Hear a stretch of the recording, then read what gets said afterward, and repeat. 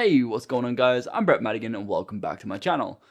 So after watching Peter McKinnon's video on underwater product photography, I thought, I can probably do that.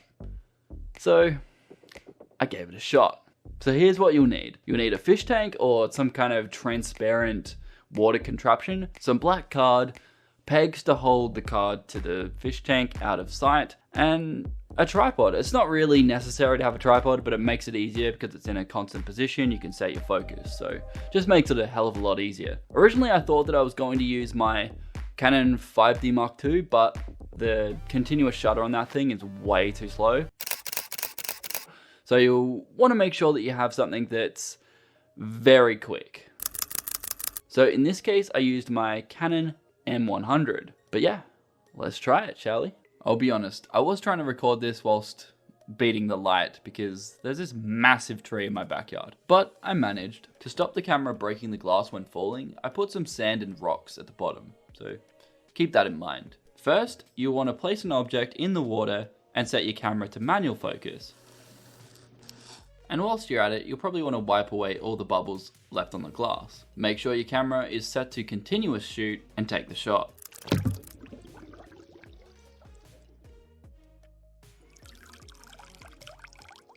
Now we check if we have the shot in Lightroom. Okay, so here's two that I thought were kind of cool. And here's the edit for the first one. And the second edit.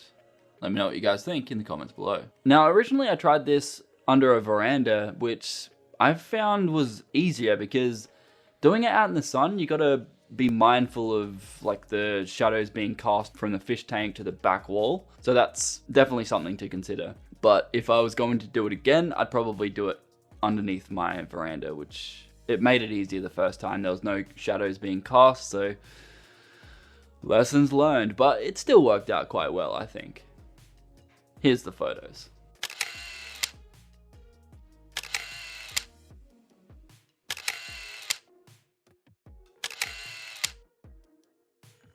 Honestly, I think my photos turned out quite well. I was pleasantly surprised with both the photos themselves and my edits.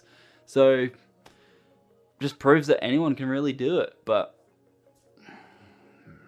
Peter McKinnon, I don't think you really needed to try that much to get a good shot, but yours is still pretty good. It's more in focus than mine, so whatever, dude. Anyway, cheers for the idea, mate. See you in the next one.